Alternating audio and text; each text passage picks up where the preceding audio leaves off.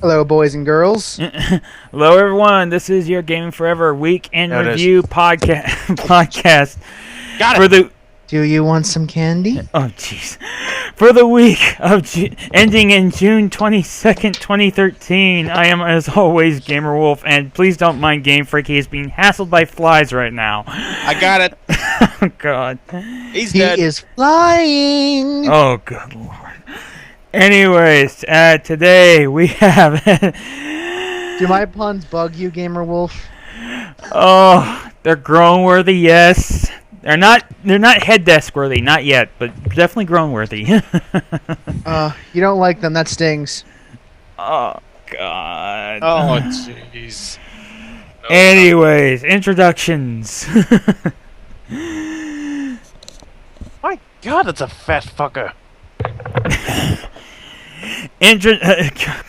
Oh, good Lord, we already derailed. Damn it.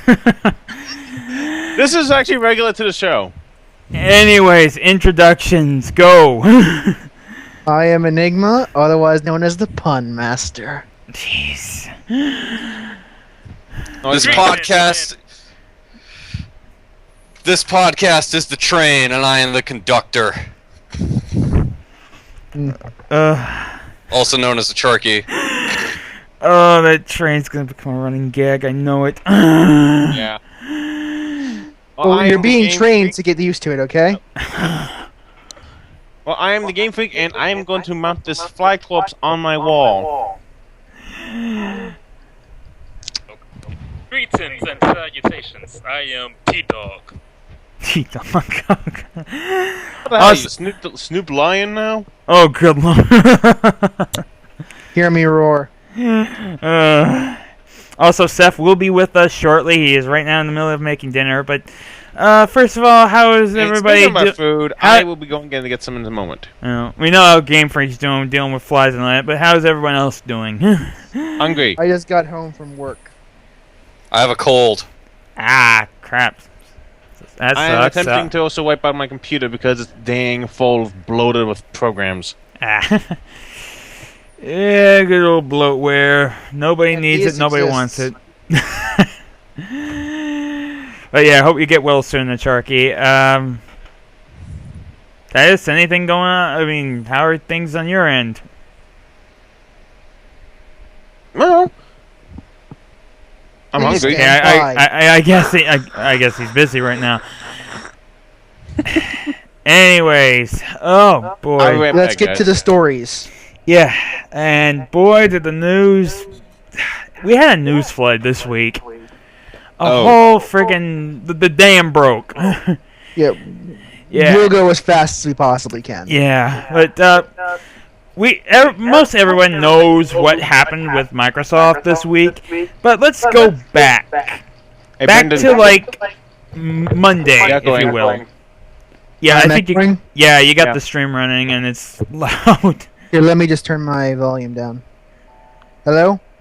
That works? Yeah, I hear you. Yeah, I hear you. And that's Seth. Hey, just came just in time before the first story. Yay! Yeah. We just started. Yeah, how are things on your end, Seth? Good, I just got done cooking. Oh god, now you're making me hungry. Go and fix your food, Game Freak, while we get started with the first story. Like I said, is it involving Bethesda? Not yet. Okay, well I'll be back for that one. But first off, again, let's rewind time back to Monday of this week, or this past week. And Microsoft had a little something to say. Well, specifically, friggin' goddamn Don Matrick.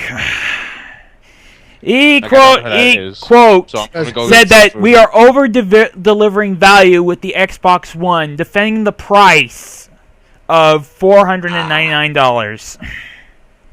Here's the thing. Technically speaking, he's not wrong, because consoles are always sold at a loss when they first come out, with the exception of Nintendo stuff. So technically, he is selling those things at a loss. He's for a lower value than you could probably get for them. However, that means nothing. Yeah. That is a meaningless statement. Yeah, Don Matrick explained he told Bloomberg and also GameSpot, It's a lower number than some of the analysts had forecasted. We're over-delivering value against other choices I think consumers can get. Any modern product these days you look at, $499 isn't a ridiculous price point. We're delivering thousands of dollars of value to people, so I think that they're going to love it when they use it.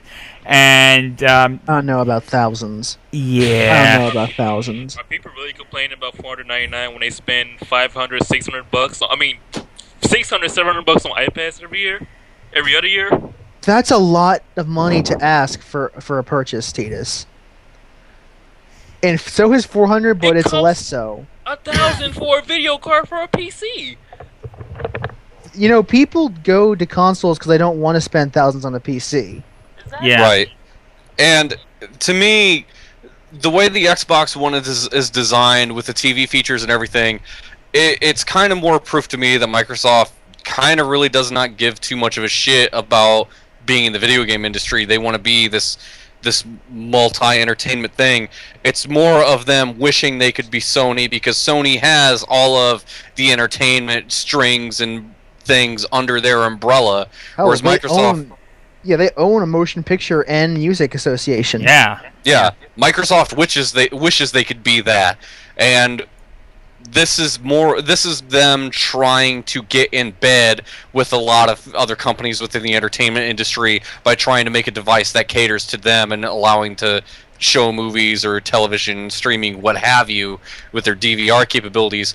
But I think if Microsoft had still cared about games, they would have made a console as a separate SKU, like the Vita, to where here's the $500 model that comes with all these DVR features, and here's one that's maybe $100 cheaper and just plays games.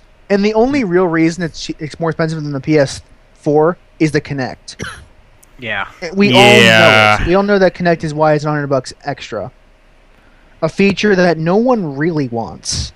Like, I'm sorry. I'm sure some people want it, but the vast majority of users don't really care about the Kinect. But they're being those anyway. and those that want are just people that like just being. They just look like they like to look like having total spaz fits in front of their friggin' TV and show it off to their friends via and I wrote Facebook. This in my article that is about to be published on GF for the next few days. But I don't actually have anything against them packaging a Kinect in. The problem I have is with them charging extra for it, or at least $100 extra for it. Exactly. Also, I think realistically, charging $50 more for the system probably would have been a bit more appropriate, because you're selling at a loss anyway. So really, selling the Kinect at a loss isn't that much of an addition. Mm-hmm. But I just don't see why the Kinect always has to be on, and why you had to charge the full $100 for the Kinect on the Xbox One. Yes. Also, it stands to note that this response was actually as a response to basically how much they came under fire due to the daily internet requirements and the used games policy, with analysts saying that the whole Microsoft's total strategy with this was deeply flawed. Then came this. And quite frankly, fucked on metric. Yes. Then came this. Due to what Microsoft calls feedback, they have completely pulled a 180 on some of their stuff. First off, internet connection will not be required to play offline Xbox games. So no more internet checking for each 24-hour cycle. And trade-in, lend, resell, gift, and rent disc-based games will work just like you use them today. However, then, Microsoft had to give the kind of gut check saying, because of this, you're not going to get the family sharing, you're not going to be able to install your games and play them off the disc. That's bullshit. That's still, I'm still not going to get Xbox One. I'm sorry. This is, okay, it's good. Features that they touted did not require an online check. That was just the carrot to get you to accept the online check. Exactly. But, I mean, honestly, the right way to have done this was give it as an option. Okay? You have the option to install your game entirely on the hard drive. You can still just buy a digital version.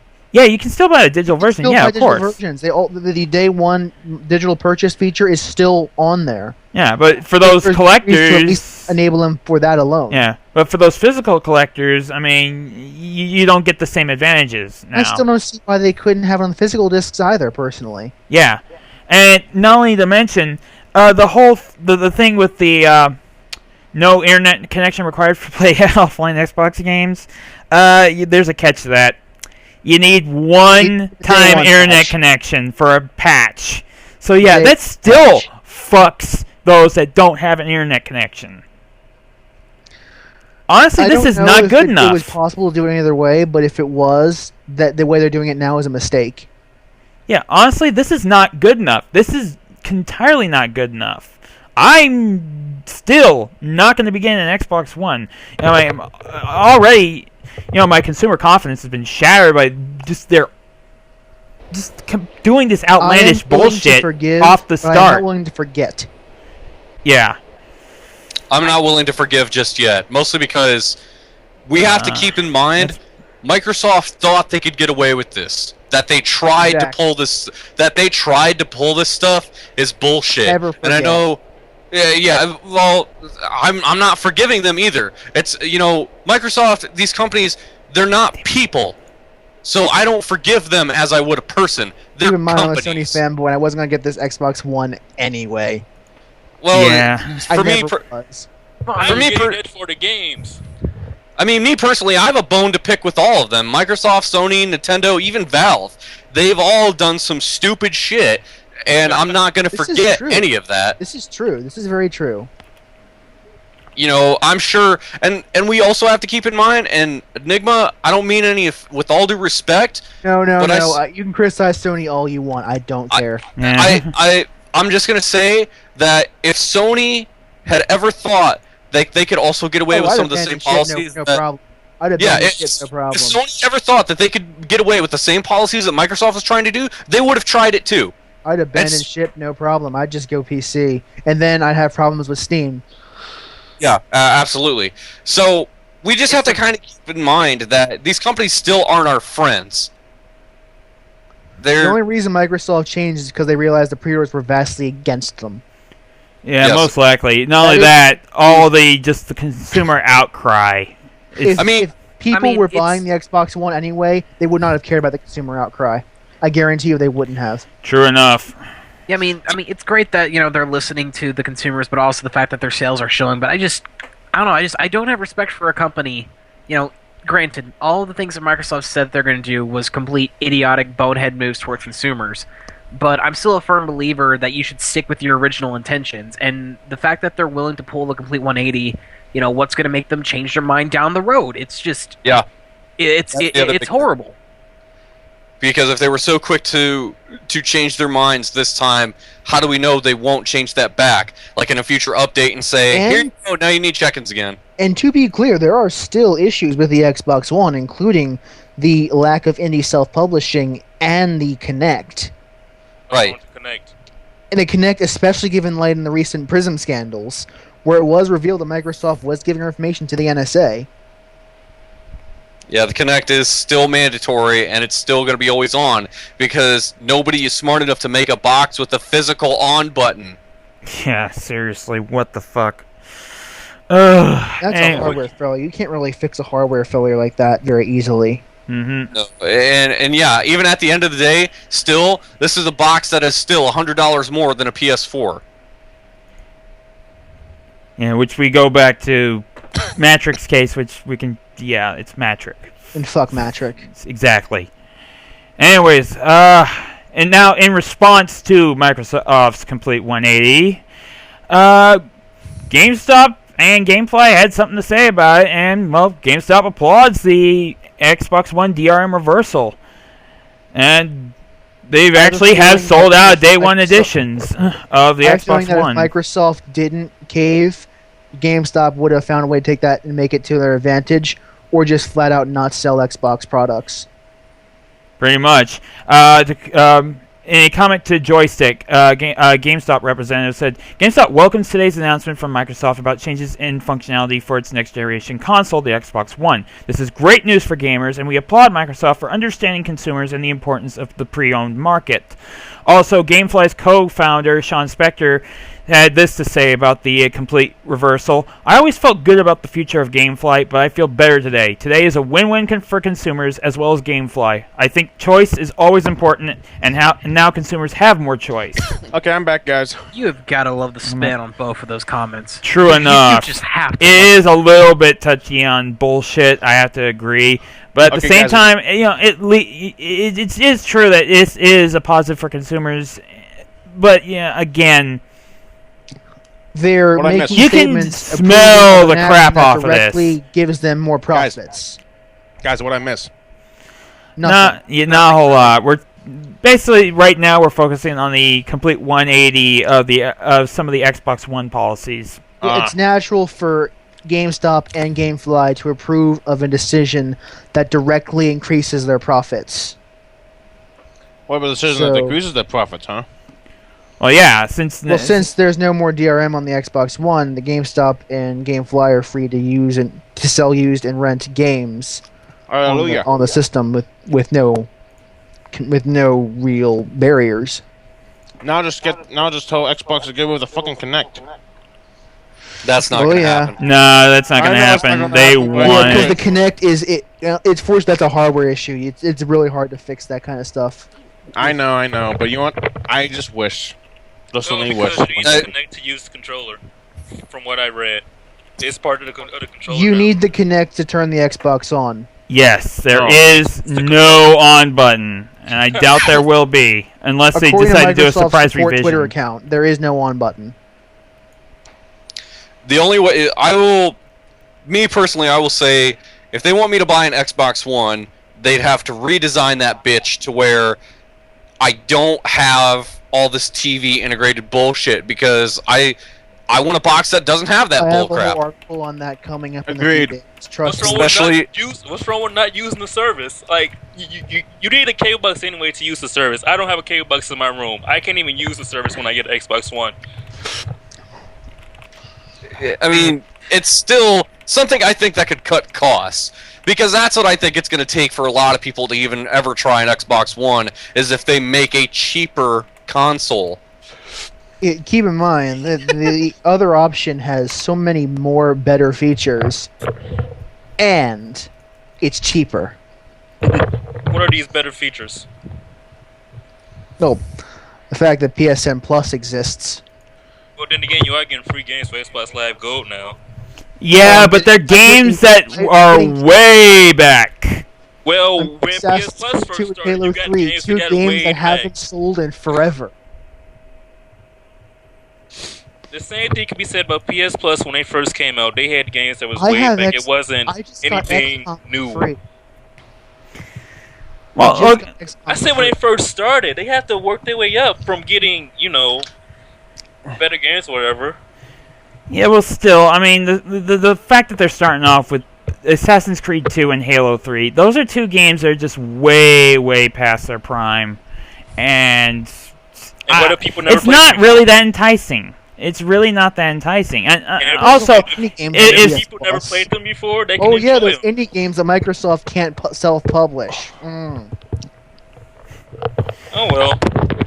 Yeah, I think you guys could debate about that back and forth all day, honestly. Probably. Yeah, that's... Moving Each of on, us are dudes. dead set on our positions, and neither one of us is going to give. Yeah. Anyways, next on the list, Microsoft also gave a quick statement about their Crackdown franchise, saying that Crackdown might return when the time is right.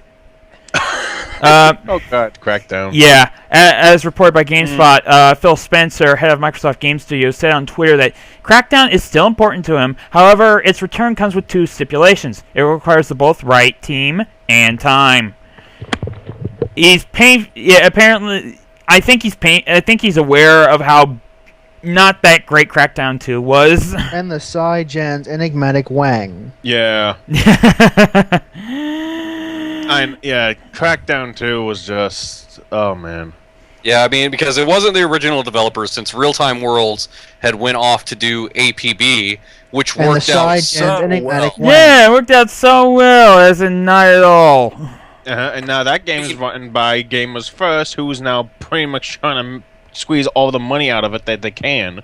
I mean, APB is still around, but Somehow they're doing it right. I don't know how, but they're doing it right by doing it wrong. I don't know. I'll talk about APB another day.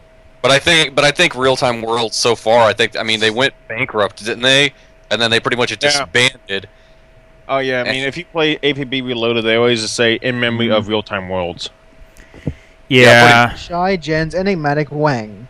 Yeah. Also, and for a name, okay, yeah, the co-op can be fun, but honestly, Crackdown 2 was not that good. Especially some of the DLC was just completely broken. It was totally not worth buying.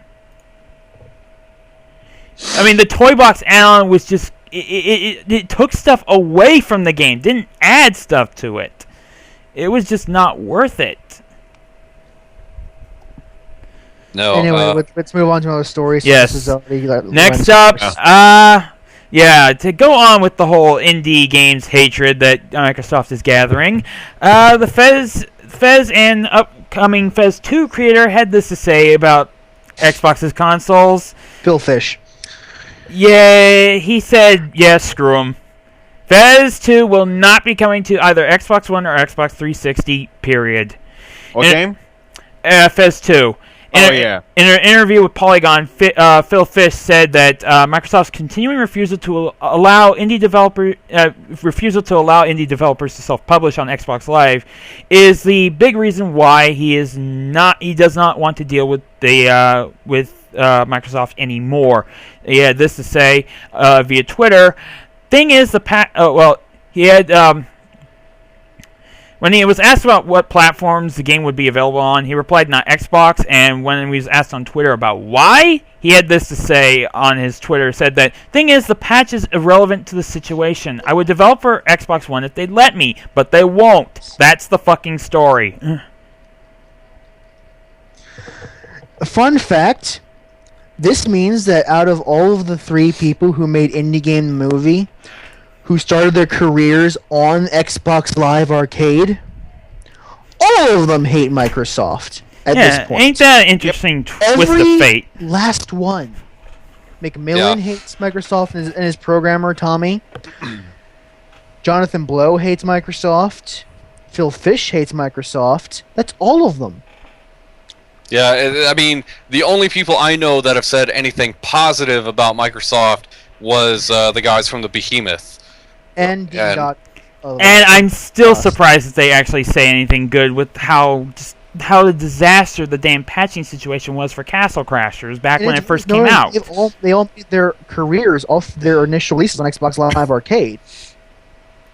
Yeah, and granted, when it comes to both Dean Dodrell and Behemoth, their games so far have not really been exclusive to Xbox since Dust came out on Steam, Castle Crashers came out on Steam.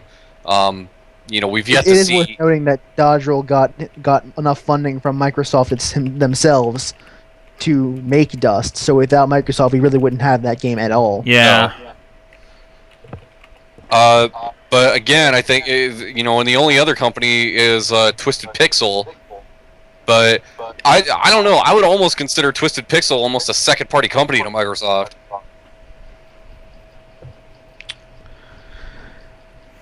Yeah. Anyways, now we're moving on from moving away from Microsoft and going on towards Sony. First up, Sony had a mix of good and bad. We'll start off with the good. Sony released a YouTube video showing off what the interface will be for the PS4. Well, please tell me it's going to be like share video. I have to admit, some of it was actually pretty good. I don't. Again, the whole social thing, it's not my kind of thing, but some things did actually catch my eye. First off, the fact that if you buy games digital off the PlayStation Network, you can actually download what you want. If you want to download just the multiplayer first so you can jump into a multiplayer match, you can do that. Or if you just want the single player right off the bat, you can download that first. Ooh, I like that. So are Yeah. you charged separately for it? No, it's one purchase. Yeah. There's also total, like, we're not just talking just pause here. We're We're just talking like choosing which portion gets priority. you to can. download. Yeah. Not only that, also you can totally pause it. We're not just talking like press the start button and you see pause on the screen here. We're talking basically you can go straight back to the well, I call the home screen or whatever the hell. The I guess we can call it like the social feed or whatever the hell it is for right now.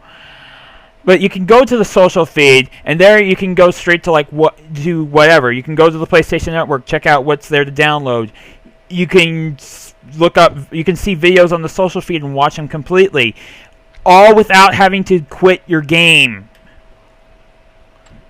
That I definitely like.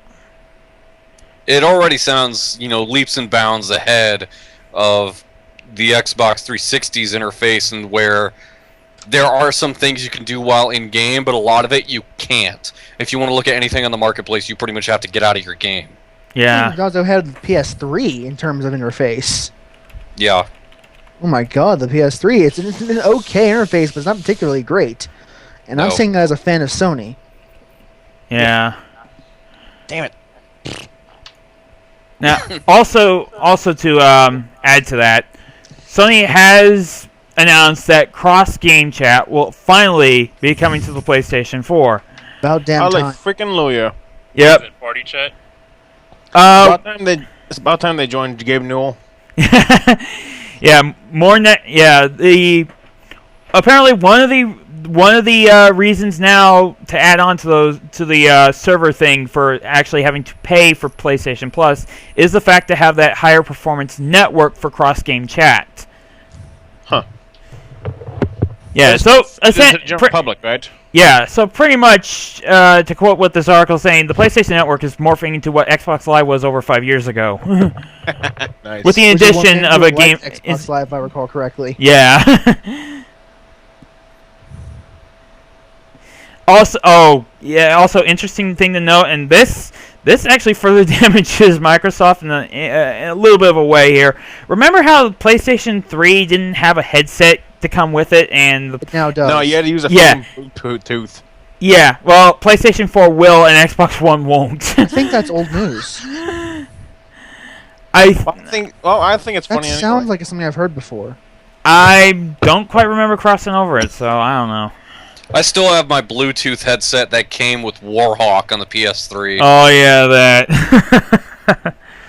I forgot all about that little bonus. I have a headset, I just don't use it.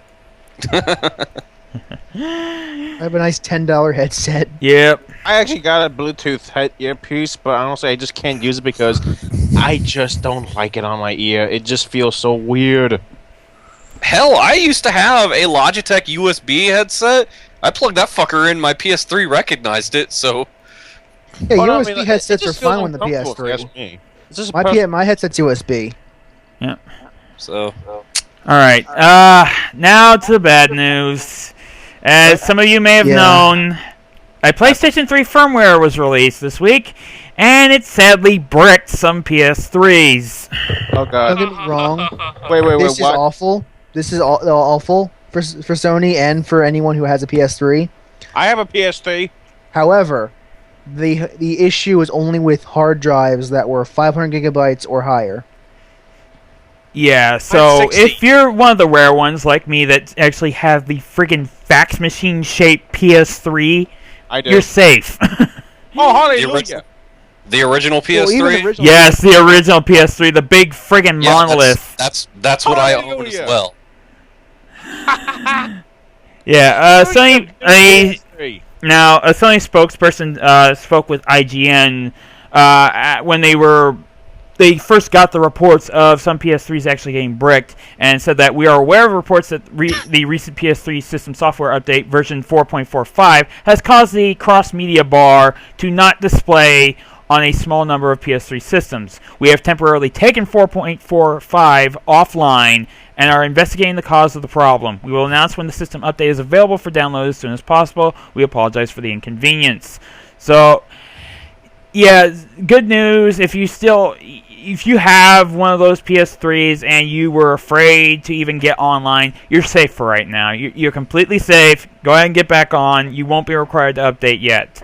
Now, however, for those that did get a brick, good news. Sony is planning on, with that next firmware, they're planning on having this firmware also to fix the brick PS3s. How? I am curious as to that as well, Yeah. actually. Yeah. On the Twitter account for PlayStation Europe, Sony Computer Entertainment Japan gave the announcement that a new batch of firmware will be given along the same time frame as the new version of patch 4.45 that will rectify the calamity that's been caused. I mean, don't get me wrong, that's great, but that's kind of I damn well expect you to. Pretty much, yes, but Yeah. at least... Don't get me wrong, that's fantastic for the people who got bricked, but that's something of... Yeah. Like, well, you punched me in the face, thank you for paying for my medical bills. Exactly. But I at the imagine the way that they would have to. I mean, since somebody who has a bricked PS3, it's not like they can say, "Hey, log me in and sign in automatically." They're not going to be able to do that. What I imagine them having to do is download the update from Sony's download it on Sony's website. And put it on your PS3. Yeah. Yeah, and if it boots from the USB, there you go. Yeah, I'm pretty sure. I mean, something like that should definitely work. I mean, thankfully they're giving out this kind of a fix for the firmware, rather than just saying, "Oh, well, too bad, you got to send it in to us to repair." So thankfully, Sony's not pulling that douche move, which helps them out even more than how much they've been helped out so far with said video of the used games. Alright, now moving on towards Nintendo. And, we're starting off with Satoru Iwata basically taking the total blame. Nintendo CEO said, "We are to blame for the poor Wii U sales." Speaking in a candid interview with CNBC last week, longtime CEO of Nintendo, Satoru Iwata, admitted that the Wii U's weak sales are a direct result of his company's weak marketing and a corresponding failure to offer gamers compelling software for the console. "We are to blame," Iwata said. "We relaxed our marketing efforts so that consumers today still cannot understand what's so good and unique about the Wii U. Because we're always trying to be unique, it takes some energies on our side to help people understand the real attractions about whatever we're doing." Iwata also said that Nintendo's been unsuccessful in coming up with one single piece of software with which people can understand, okay, this is really different. This I applaud, because you don't really see too often, the head of a company saying, "We fucked up. We fucked up." He comes out right in front and just says, "We screwed up. The blame is all on us. We're not going to blame anybody else. We're not going to say, oh, these people did this to us, or our problems are because of these people." No, we're the ones at fault. Yeah, and it kind of goes back to something I think of from like a month ago when they were when Nintendo was talking about it was kind of our fault. We didn't have, good launch titles in place because we didn't know what it would take to make good games on the Wii U with advanced hardware. So yeah, I think, they didn't really know what they were doing, and it's kind of good to see them kind of take that blow. There's another thing that they figured that with the success of the Wii, that the Wii U would take off, right as rain just as well. But with the lack of marketing and other things that made the Wii so popular, it's just it's definitely a hard lesson learned from Nintendo. But it's a really good thing that they're taking full guilt, and they're gonna take some sort of responsibility for it. Yeah, I mean, it really is like a textbook example of wait 6 months before you buy a console, because there really wasn't a whole lot to play on that thing. Yeah, that's why exactly. I'm waiting to get a PS4 until I start seeing some price drops and better games and more games on it. I mean, and not just price drops, but also what kind of hardware failures they're going to have, because especially with the Wii U, First there adopters were always have hardware failures. Almost always. That's not just for console. That's for every piece of technology ever released. right, and it's why I kind of feel early adopters. Yeah, you guys are suckers. I'm sorry, but don't adopt any kind of piece of hardware too fucking soon. You gotta wait for that shit, especially on the Wii U. They've had like a number of software issues to where this thing is now starting to perform as it should, because Nintendo has been able to put out proper updates to make this thing easier to use and not as clunky. Week 1, 4-hour update. God. Yeah, the only game I want next gen right now that I can't get on this current generation is Infamous Second Son. That is the only game that I'm interested in next generation. Everything else I can just get this generation. With the hardware I have available right now. Yeah. It's the few that I want that I can't get this generation. Yeah, there's a Dead few Rising same here and, Killer for Instinct. myself. No, like games like The Crew. That game looked amazing or whatever for what to do, and I'd rather get like Thank games you. like That game is not for me. I'm sure it's fun. It's a good game, but it's just not for me. You're the only one Titus, who thinks The Crew looks pretty interesting. I just don't like racing games. I'm willing to give The Crew a shot. I just, I had to try it before I even like think the about kind getting of it. like Mario Kart Crash Team Racer kind of racing. games. If I play The Crew, it's going to be on a PC. That's all I'm going to say. I have to look into this Crew game. What's it like? it's basically different people join your game to do different missions and stuff like that. Yeah, it's pretty much I thought it was a talking racing like game. it's racing, but it's also It's sort of like Need for Speed to Run, but with different aspects to it. It also plays a bit like Smuggler's Run. Ooh, I like that game. Yeah, but that's aside from the point, though. yeah. Yeah, there's no real reason to adopt early. No. Yeah. I think Also, it's also worth noting also here, Shigeru Miyamoto also stated in his interview on CNBC, said that that as of right now, no price cut is planned for the Wii U just yet. Which honestly, I would think would be it would be enticing, but at the same time, it could possibly even be a bad move. It's probably that high because of that touchpad. Yeah.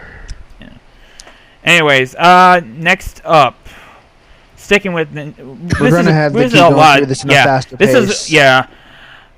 Continuing on. Even though Shigeru Miyamoto admitted that Nintendo kind of screwed up, Warner Brothers does believe in the Wii U despite the slow start. Actually, in statement They're one that of the few. in a statement, Martin Tremblay told Game Informer, who's one of the guys behind Warner Brothers gaming division, said that honestly, we hope everybody's going to work out. It's just good for the industry. I think Wii U has been off to a slow start, but I think that they're going to fix the problem. It's just, and he also said that he does agree. It's the primary problem is just about the content, and he thinks that they showed a ton of new content in E3 that will re-energize the platform.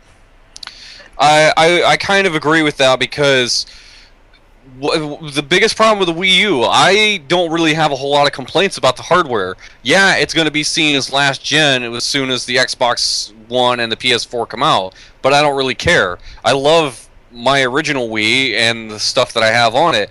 The problem with the Wii U is that it doesn't have its killer app yet. Yeah. There's no there's no major draw-in title. Now, and from what we saw at E3, they're gonna have those draw-in titles. That's what I've been saying for like the longest time. The Wii U will keep failing until Nintendo gets its shit together and puts more games on it. Right, I mean, all the games we keep on mentioning here. I mean, Monster Hunter 3 Ultimate, that has moved systems, especially in Japan, but I don't think they can keep riding on that. Not in North America. A Japanese man will buy a whole vending machine if it was just had Monster Hunter in it. That's pretty true. much. Oh yeah, I probably would. I'd probably buy half of it. Monster Hunter pushes units in Japan. It's just there's no question. Yeah, but in Europe and North America, that's not the same case. It's starting to raise I couldn't care less about the popularity. franchise. It's starting to get attention here in the United States, which I'm actually glad for. Yeah, and that's all. That's fine, but I still don't consider Monster Hunter 3 Ultimate to be that one big thing that gets everybody hyped for Wii U. Heck no. That's true. Although something. Though I'm hoping that they would someday release Monster Hunter Online into the United States, but that's a whole different story there. But yes, Monster Hunter 3 anything, or Monster Hunter anything in the United States is not exactly the AAA style game. And I'm not saying anything bad about Monster Hunter 3 Ultimate. I think it's a fine game, but it's not doing for the Wii U what, say, Halo did for the Xbox, or what... I love how our chat at this point has nothing to do at all with what we're saying. I know, right? But yeah, I totally agree with what the guy is saying. There can still be a future for the Wii U. Nintendo has to get the prime... get their shit together. Yeah. Yes. Yeah. Also, interesting to note that Martin Tremblay also had this to say about the PS4's price. He said the price was completely spot on. He thinks that it completely fits the value that the system's going to give. And as for the Xbox One, well, he pretty much gave what Microsoft had to ultimately do.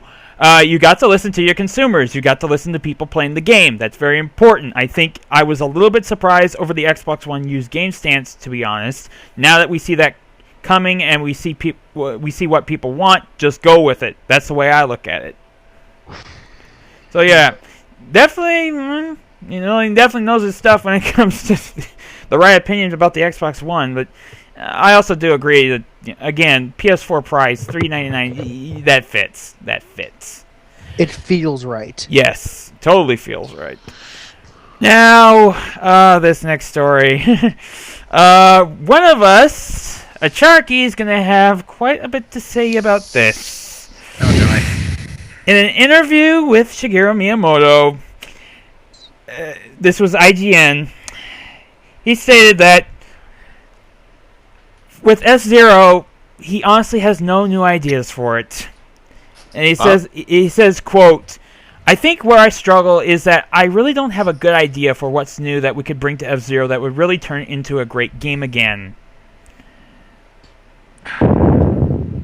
Ah, boy. Big heavy sigh. Hey, Shigeru, listen really close. Put your ear up to the speaker, bro.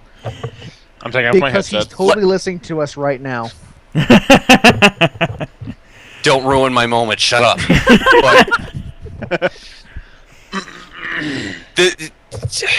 All I have to say, lack of new ideas hasn't stopped you before, asshole. What the fuck? You put out 3 or 4 games. Yeah, the choo-choo is right, Train. He agrees with me. You put out 3 or 4 different Mario games, all of them with the title "new" on them. There wasn't a damn thing new about them. What the fuck? You put out several different Zelda games. All of them are the same damn thing. I'm sorry, Zelda fans, but it's true. All of them have 3 dungeons, then 7 dungeons, and you want to make all you have to do for F-Zero? Make some new tracks, or hell, just HD up their original ones. I don't give a fuck. You know what? They could probably just make DLC for new tracks and new races for F-Zero if they ever made that. Or, bring back the track editor from F-Zero 64DD and use the Wii U touchpad to make tracks. Yeah. God. A Charky, you guys, have more keep ideas forgetting. than you do right now, dude. You guys, there are absolutely no ways you can improve F-Zero for next generation. It just can't be done. Your ideas, they're things, but they're not ideas. They don't count. There are no ideas whatsoever. I mean, in all fairness, if he even made the same game again, fine. Make that bitch online if you want. We're Nintendo. We will never re-release the same game again in the future for no reason. Well, I don't know. They kind of did the same thing with... didn't they do the same thing with Mario and the 3DS? They're about to. They're about to remake Wind Waker. And I know this is going to bleed into other stories, but hell, what's to stop them from outsourcing shit again? You have Namco working on Smash Brothers. You had other companies work on Super Mario Strikers, for God's sakes. And They did a fantastic job with F-Zero GX. Yeah, F-Zero GX. That was Sega working on that. So, holy fuck balls, man. I mean, I'm sorry, it just sounds like such a shitty excuse. And I get it, he's one dude, but it's not like Shigeru's in the trenches of it all, coding with all these motherfuckers. No, the guy pretty much has a supervisory role. But calm the fuck on, man.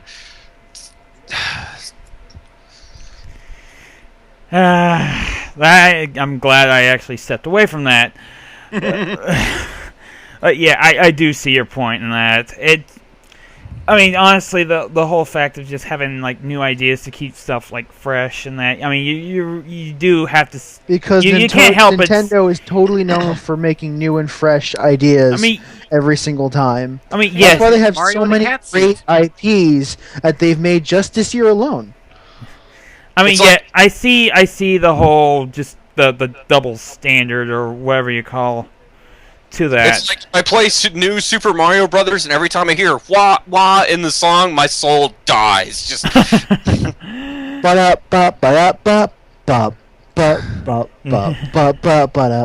just stop, just stop. And Fire Emblem I'm X sorry, but- Shin Megami Tensei was not at E3 because most likely it's still in development. They didn't have anything to show for it. Did they show Shin Megami Tensei 4 though? That The was Wii- that was pretty much probably just Atlas themselves. Yeah, and that's coming out next month. Yep. But yeah. However, there is some possible good news in the way that this continues Shigeru's interview. He's then stated that Nintendo is increasing staff to forge more games and new IPs. Aww. Like I said in the same interview, he says that we've been working on what we can do to increase our internal staff in a way that will allow us to have more projects going on at the same time. We are doing this not by going out of house to different companies and having them develop games for us, but instead by working with partner companies and subsidiaries in a way that allows the Tokyo studio to run more projects. So yeah, it seems like the days of Nintendo just farming out their franchises to like Sega and them, it's done. And honestly, with what some of their second parties are doing, like Next Level Games and Retro Studios, there's some major strength with that. Anyone have any great ideas for new IPs Nintendo could use? Like just any an idea that comes to your head. You play as a dragon and you must kill the princesses. I have an idea. You play as a chef, defeating aliens by making them cry. With what? Onion? Yes, you use onion grenades. Onion But, grenades. Question, and why are we high-speed talking about sprints. bad ideas like this? I don't know. But also, with them increasing their internal staff, yeah, this increases the odds of seeing games like a new Metroid, a new Star Fox, even like stuff like maybe even a new Wave Race or hell, Have even we ever talked about Star Fox in the past 2 or 3 years? No, they have not. not since 64 3D. F-Zero is dead. I doubt it. We'll end up being surprised some way somehow. Star Fox is dead. No, I honestly doubt that either. with the way that just honestly something comes out of the blue. I mean, it's I want a dark and gritty remake of Mario and Luigi. oh god. Oh, don't looking even for- fucking. I would like to see a more mature version of Star Fox. No, you wouldn't. Slightly a little realistic. I.e., no big head, make them actually Oh yeah, look... you got that. Just read the fan fiction. You got Yes, the mature, it's- all the mature you want, Dark Not all that the kind mature of- you want and more. Not Fox McCloud, as voiced by David Hayter. oh god. Not that kind of mature, you dumbasses. Dark and gritty. I'm- Lord. Dark and gritty Zelda. I can help you Honestly, by reading Twilight Star Princess was a fanfiction. little bit dark. I mean, especially with that fucking acid trips part of that one cutscene. Oh my god, that was friggin' hella dark. I'm sorry, I just can't help but think about Fox McCloud by David Hayter, just like War in Space has changed. It's just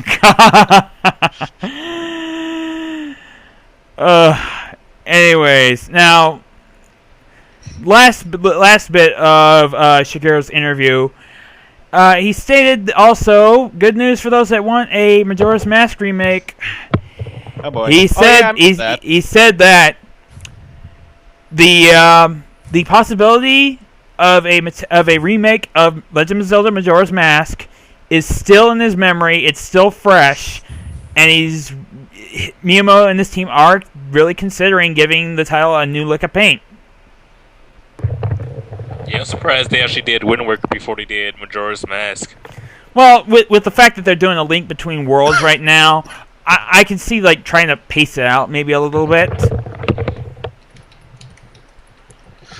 But I mean, me personally, and I kind of said this before the podcast. I mean, it'd be easy for them to just do to Majora's Mask what they did for Ocarina of Time on the 3DS. Yeah. I mean, especially, I mean, I don't think people really need like an HDified version of an N64 game, really. No, they really don't. Especially, I mean, there's a lot, it has a lot of love, and you don't really want to screw that up. So yeah, and I think, it's one thing to have this classic game that people love, but to be able to take that with you somewhere, I think people would be all over it. Yeah, exactly. I mean, I see the same thing happening. It's gonna be on the 3DS. It's gonna look as good as Ocarina of Time 3D did, but it's pretty much it's gonna play the same that you remember it. It's gonna have all the same stuff in it. It's just gonna look so much better and just have a little bit more to offer.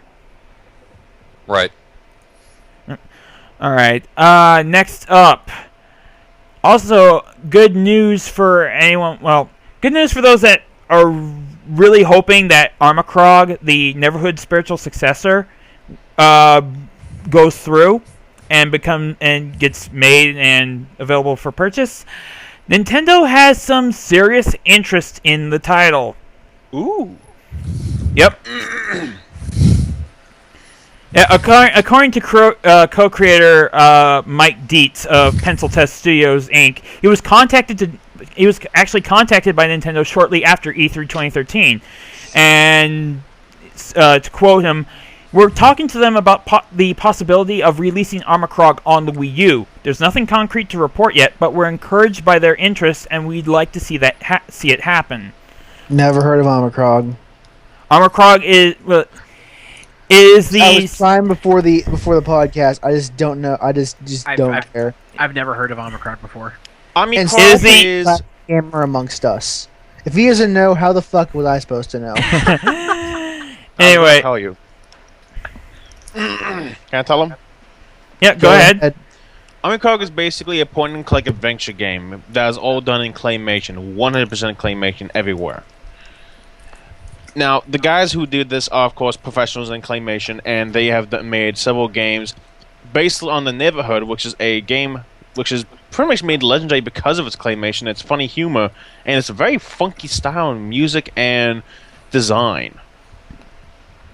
Now, if you want to hear what the music for the Neverhood is like, just look it up. Just look up Neverhood music, and you will find some very interesting songs by them. And the game itself is quite fun, honestly, in my opinion. Yeah, it's Armikrog is supposed to be like that as well, with voice actors, with several voice actors, including. Let's see. Well, who was it? Yeah, there'll be several voice actors in the game, including the legendary man himself, Ron Paulson. Hang on, I'm actually in the notes. Here we go. Ron Paul was in a game. Wasn't he a politician? His name was Robert Paulson. Not that Ron. God. Okay, Rob. Rob Paulson. I'm sorry. Fuck, I screwed up. Live show people. I got the list fucked of the up. voice actors. But yeah, Rob Paulson. Here's a list of voice actors they're actually going to have in this game. They got Michael J. Nelson from Mystery Science Theater 3000 and the co-creator of Rift Tracks, Victoria Belmont, John Hader, Rob Paulson, and Scott Kurtz. Not bad. Morgan Freeman's not in. I'm not interested. Honestly, you have The reason to. why Morgan Freeman isn't because he's too busy doing the Lego movie. Hell yeah. You know, you joke, but you can believe Morgan Freeman is God. Yes. You can believe that. Yes. You can No, I believe that. it fully. Yeah. As a side note, I was watching fucking Discovery Channel, Learning Channel, one of them, and one of them almost had like a marathon of the show of Morgan Freeman, where he talks about space. Yeah, fucking 3 hours of Morgan Freeman spitting game about space at me. Straight dude, I go horny when I hear Morgan Freeman's voice. Oh God. Oh, come. And not just any Morgan. Off topic. Like, oh God. Just to sit there and listen to him. Just to sit there and listen to him go. Space is a crazy fucking place. Just. Anyways, if you haven't tried the Neverhood, I mean, give it a shot. I forget where you can possibly get it. You said Good Old Games has them. Maybe I'm not too certain. I have Well, to. sadly, I You have can to do a check. quick search. It would take no time. But Sure what's thing. the game title again? honest, the The Neverhood. Neverhood. Yes. Yeah. One word. Yep. But No honestly, game found. Try another search or browse the game's catalog instead. Yeah, I don't think it's in there. Yeah, it's not in It's not on GOG. They'll put it up there as soon as they put Ripper up there. Finally. Just pirate it. Yeah. Just pirate it. YouTube and go to YouTube and watch a video, Let's Play of it. Yeah, but still, it's Just pirate the damn game. still this is worth interest. I mean, Neverhood was a definitely quirky game that had its charm. It was a good game. I won't say the same for the PS1 version since that was a friggin' platformer and just ugh. Are you saying Yeah, Neverwood that was or one of the Neverhood? skull- Neverhood. Hood, as in hood rat? Yes. Anyways, moving on. Also, look up the Neverhood music. Yeah, You'll look up. love it. The Neverhood music is definitely earworm worthy. Oh yeah. Anyways, next up, Nintendo revealed that they are having a free-to-play game. However, well, it's not the free-to-play game you quite possibly imagined. How much Nintendo news is there? Still a little bit left. The free-to-play game is going to be Steel Diver. Yeah, Nintendo is working on a free-to-play version of Steel Diver, the 3DS launch title that served as a submarine simulator, shoot-'em-up, and strategy game. Nintendo executive Shigeru Miyamoto told IGN that Nintendo will develop a fresh version of Steel Diver with a new design for the free-to-play. Miyamoto also didn't announce any platforms, but said Steel Diver will be available at retail along with the digital launch. I I'm seeing something along the lines of World of Tanks, but with submarines. World of Submarines. Quite possibly. That would actually be intriguing.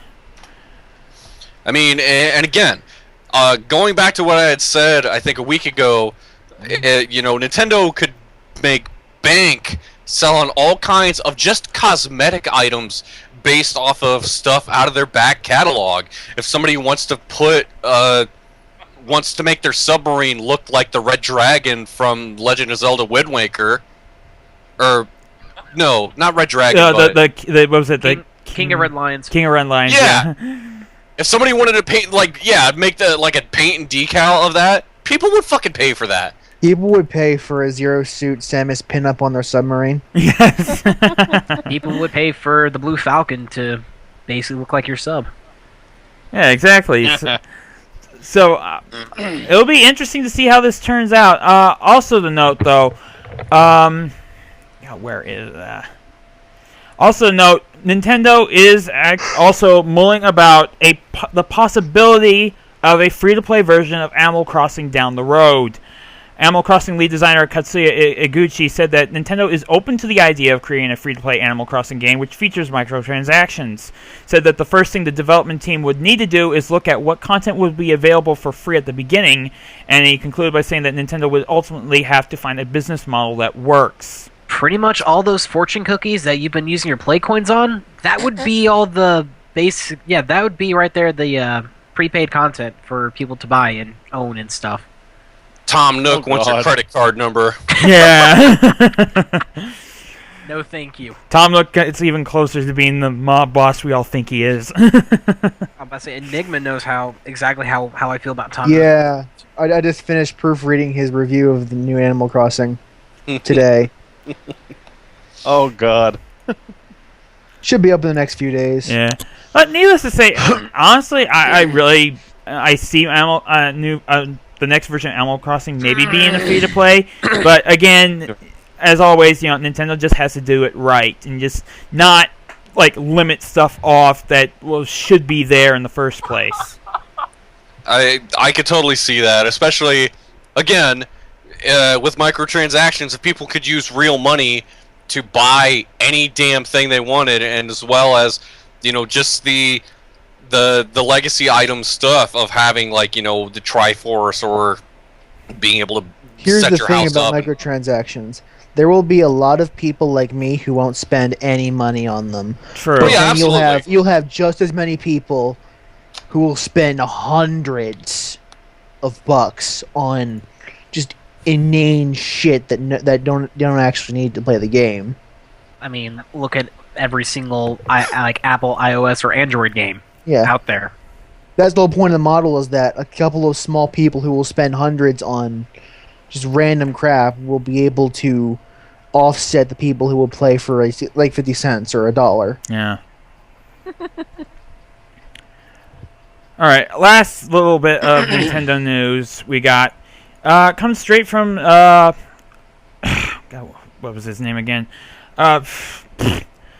Who? Masahiro Sakurai. Masahiro Sakurai, in a report with Polygon, he said that to choose what characters make the cut for Nintendo's popular fighting franchise, Smash Brothers, he said that the amount of stress I feel, it's almost to the brink of death. Because it's not just a matter of me personally thinking this character or that character is going to be in the game. It's that we also have the game balance, animation, graphics, and sound to think about in order to make that character fully fleshed out in the universe. I have to think about all of that when I go through this decision-making process. So, yeah, apparently choosing which character stays and which character cuts is quite stressful. How the Wii Fit trainer got onto the Smash Brothers. Oh, jeez. Because he needed a health professional to deal with his problems. Oh God. You mean that stupid sandbag? I will say this. While I was totally against the idea of the Wii Fit trainer being on there, I kind of do see the appeal of it now. Partially in jest. I think it wasn't a bad choice by any stretch. I can probably see the sandbag in the Super Smash Bros. Brawl being in the game. Well, as a playable character. Nah. Like I had said, I could see the fucking balance board itself as a playable character. Although I will say this: if I don't see the Wii Fit trainer pull out the balance board and hit somebody with that, that should have been her final smash. Oh, yeah, just taking out a bunch of balance boards and hitting everyone with them. Well, sadly that isn't her final smash, but we should definitely see that as possibly a strong attack, maybe even a smash attack. Also, there is a lot of artwork of her from Japan. Yeah. We'll not go into that. Anyways, now naughty little boys. Yes. Anyways, now going away from Nintendo, let's move on towards a couple of opinions. First off, coming from the Avalanche founder, saying that about game trade-ins, games are just too short.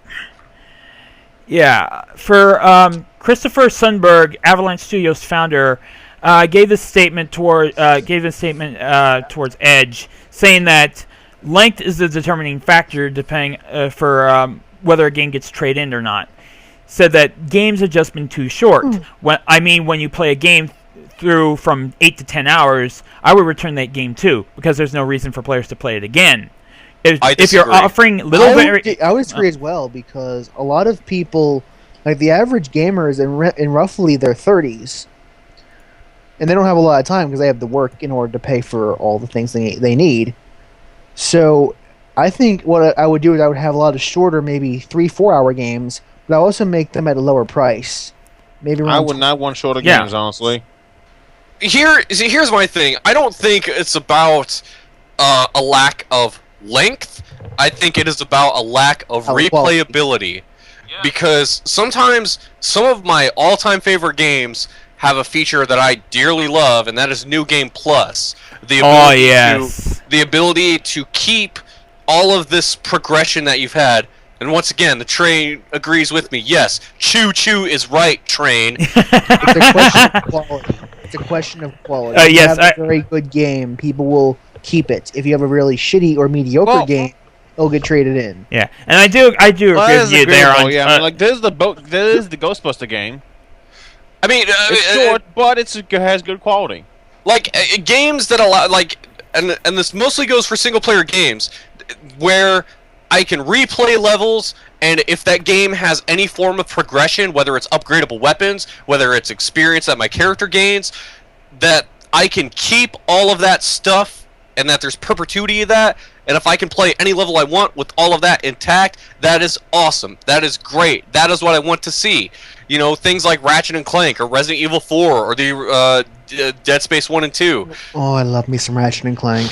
Oh yeah, yeah. Ratchet and Clank especially, all those weapons and being able to level them up, and then I get to Playing do the whole game with the Rhino. Oh yeah. yes. So that The and Rhino that plays the 1812 overture as you fire it.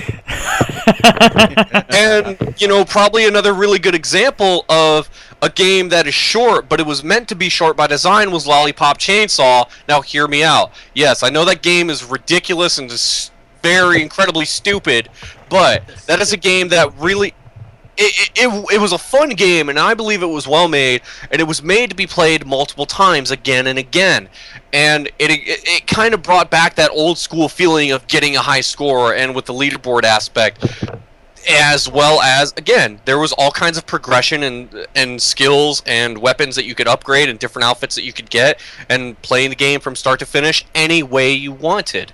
Yeah, You say that, and that's all great, but all I can think of is lollipop, lollipop, lollipop. Boom, boom, boom. Actually, the correct song you should have in your head when I mention that game is Hey Mickey. So yeah. True. Anyways, Sunbird also explained that if you're offering little variation, then there's no motivation for the player to keep the game unless they want to have a nice bookshelf. That's why we answered that with Just Cause. Pretty much compared with the fact that, you know, Just Cause, you got a completely open world. You can pretty much do whatever the fuck you want, just create total chaos and whatnot. And it's just, there's so much to do in that, so...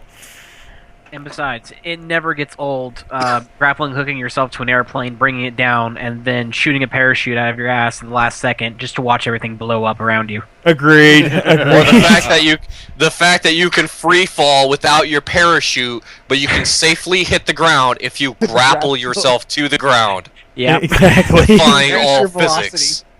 Physics? What's The only that? thing that can make that game better is multiplayer, and thankfully someone is trying to make a multiplayer mod for Just Cause 2. There's one. I know, there is one. It's still in the works, though, but it's getting close to completion. Yeah. Anyway. anarchy when that finally becomes like public.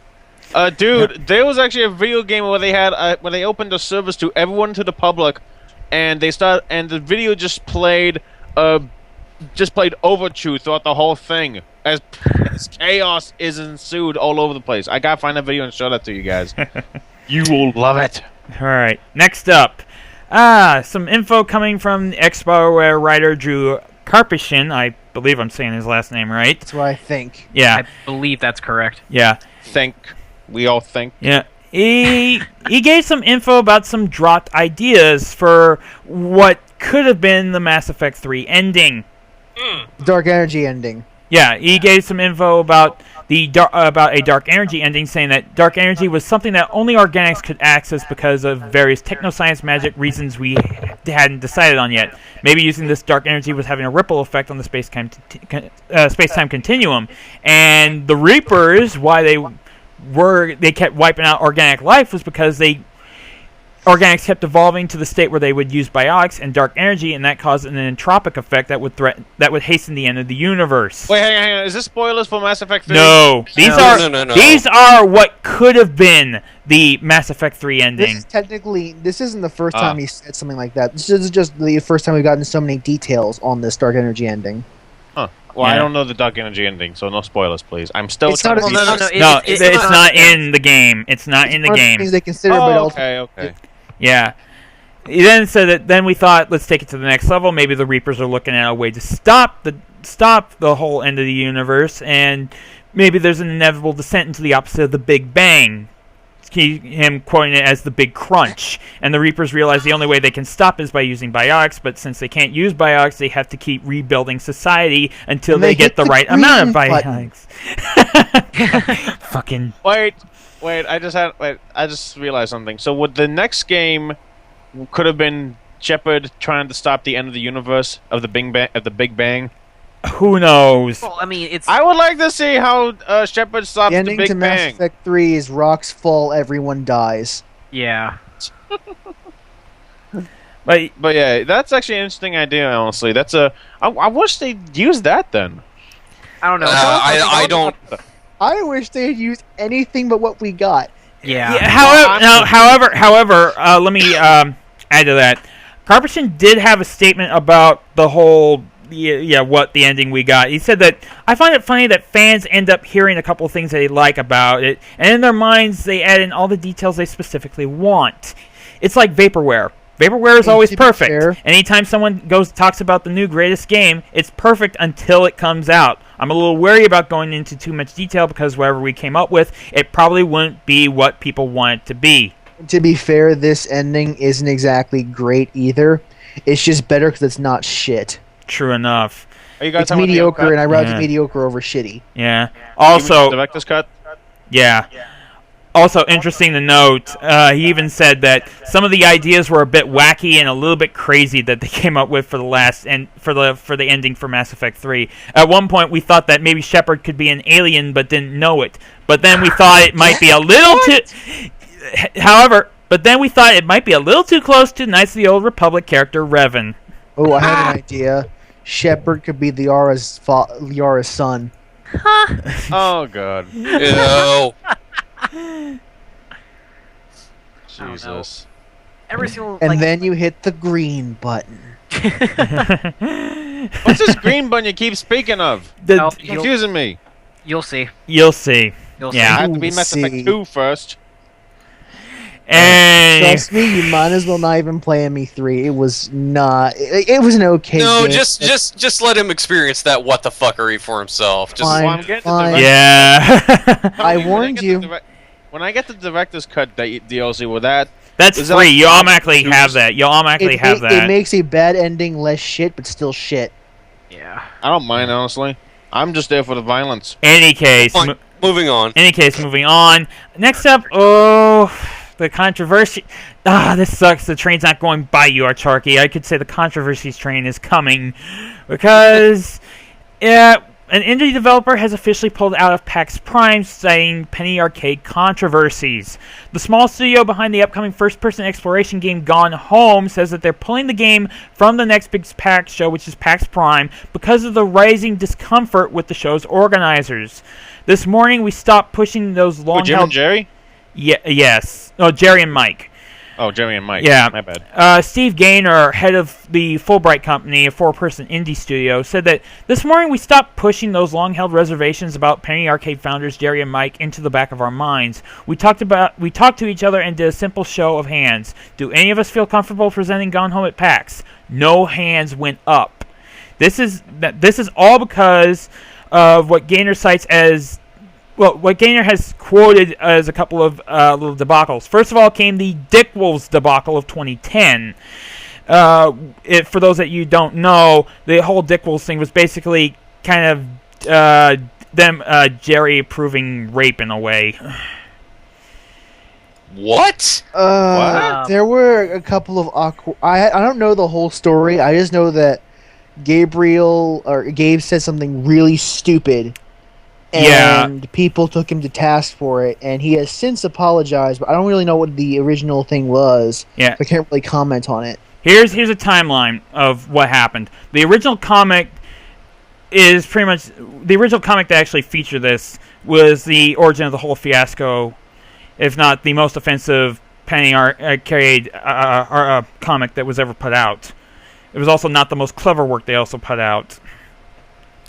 If you don't know it, just Google the Penny Arcade Dickwolves. You'll most likely find said comic. Okay. And unfortunately, the takeaway was with what one person got as an open letter. As an open letter to Penny Arcade, a person by the name of Leslie Kinzel on her blog said that. Excuse me a little bit. Basically, this was a total. She called it out as a total shot right at feminists, and also, and the fact that the whole thing about, to quote her, "We live in the same world. We live in a world that values and privileges certain experiences, abilities, and appearances over others, and that this is why we are angry, because we are steeped in a culture that marginalizes and yes, even oppresses us as everyone else is." Yeah, the comic was, to sum up, she really felt like the comic was a total all about masculinity and down with females. And that was only one start of it. Then came Mike's recent statements that they were exclusionary towards transgender people, as well as a number of other controversial statements and stances. The expo itself, however, has had a number of inclusive panels in the past, and it's also banned booth babes. Now, I don't think the Penny Arcade guys are particularly mean-spirited. I just think they're stupid. Yeah, because it's easy to try to poke fun at something, and comedy is just one of those mediums where it's really easy to go too far. It's really hit or miss. I mean, it's not necessarily Michael Richards, comedy club kind of pushing too far, but it's just more or less, you try to crack a joke at something in a way that may, could be shock laughs or whatever, but it may just end up falling Pissing offensive. somebody off. Yeah. So, I mean, I don't think the guys at Penny Arcade are bad guys, not in any way. I mean, especially with all the stuff that they do with Child's Play charity and the like. The way I see it is this is pretty much you just stuck your foot in your mouth again. I mean, you really didn't think about what you were trying to say, in a way. Yeah. Yeah. They really just worded themselves just solely wrong, or something along the lines of that. Now, I just found the comic here. It's called The Sixth Slave, and it does have. I will link it to the chat. And I see it. Yeah, let me give a moment here. There is the link right there. But yeah, it definitely has word about rape, and yeah. I actually remember that strip, actually. Yeah, I remember reading this. Yeah, and actually, it just really points out a weird. It just kind of points out the kind of weirdness you encounter in when you first played the Cataclysm game as the Morgan. Yeah, and this just started to snowball due to a blogger by the name of Shaker Millie just calling out the whole thing of it, just making jokes about rape. I want to be honest, this is benign to me. Yeah, I mean, it doesn't seem that offensive to me. I mean, it basically is just pointing out an element in the game where you just need 5 slaves to save, and you don't need a 6th. Yeah. I mean, and having read Penny Arcade for a good long while, it's not the first rape joke I've seen in their strips. Oh no. And yeah, exactly. And and, you know, rape Honestly, is not something that should be kind of made light of. To be honest, it's a horrible, horrible thing, and you know, you never really truly understand how horrible it is unless it was something that was done to you. And I can understand why, you know, maybe someone who was a victim may not find that funny. Yeah. Yeah, but yeah, I can. Yeah, and I'm with you guys on that. But at the same time, this was most likely just like one piece of the puzzle that just all connected together into the point that into the comments made afterwards were really what clinched it. The comic itself is pretty benign. Yeah. Yeah. Basically, in my opinion, yeah, rape's bad, but honestly, I think people are just overanalyzing this comic strip too much. Yeah, but still, it did spiral out of control, and with the added fact of what Mike said about making rape transgender, jokes, you got to be really careful. Yeah. You have to be really careful because they are one of the easiest ones to screw up. yes, Rape. but One of the easiest. but like I said, Make it was a rape joke. At least try to be as careful with it, like Aquatine Hunger Force with the little dog name. Yeah. Or just don't. Just don't. yeah, just avoid it altogether. But I'm of the opinion that no subject should be forbidden, but if you can't make it genuinely funny for most people in the world or in America, then just don't do it. If you can't do it, just don't do it. yeah, but like I said, this was just one part of what just eventually came down to Fulbright Company's complete pullout of Penny Arcade PAX Prime. I mean, combined with Mike's recent statements that were exclusionary towards transgender people. Mike also posted a blog where he lamented the current controversy, apologizing over the recent tweets about sex and gender, and he said that, I'm very good at being a jerk. It's sort of my superpower. When it comes to Penny Arcade, it has served me well, but it's not okay when I make a bunch of people who are already marginalized feel like shit. And that felt sincere to me when I read that apology. Yeah, I would agree.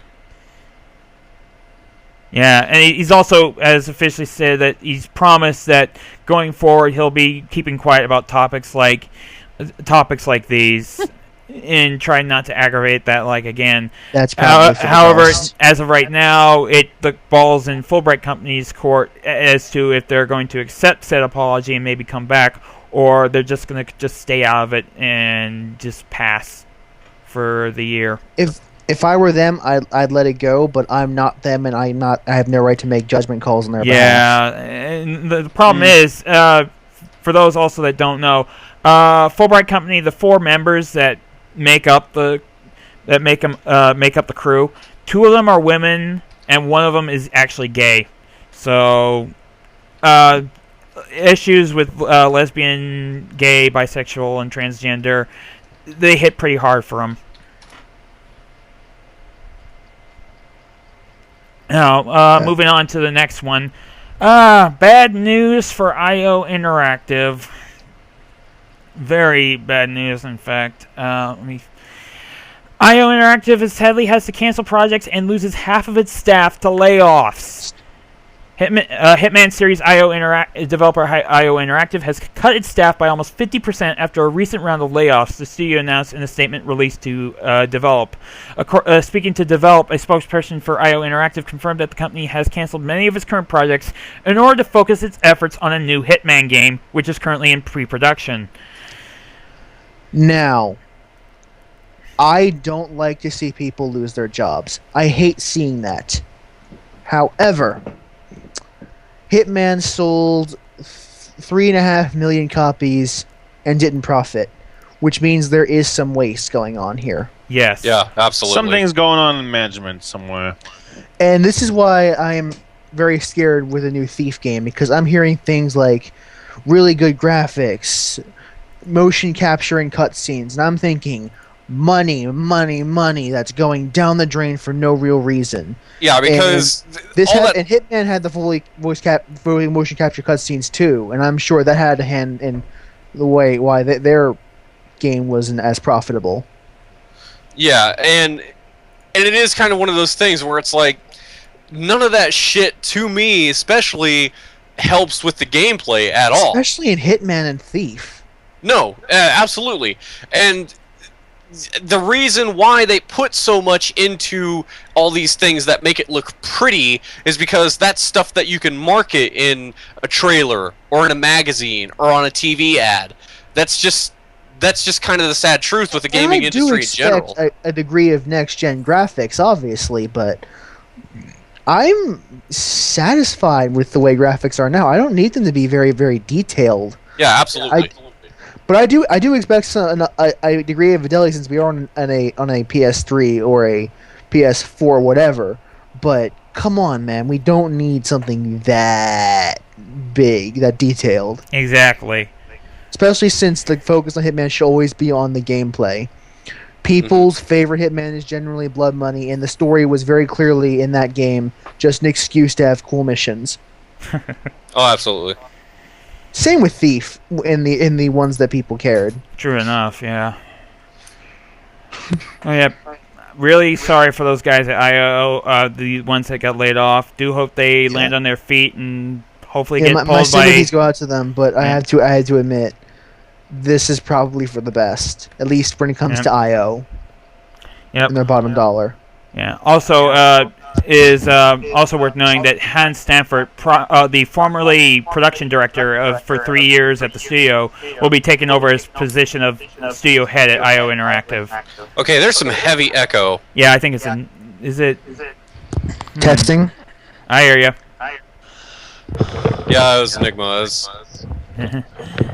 Yeah, anyway, moving on. Next up, EA has said that Dead Space team is working on something new, but Dead Space is not dead.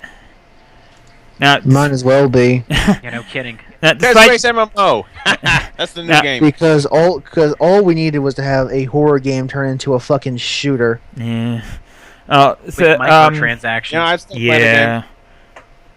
I still play it, although I need a friend. Vice President at EA, Patrick Sutherland, Yes, because told... co-op is the best thing to have in a horror game. Yeah. It's just that I'm scared of Dead Space.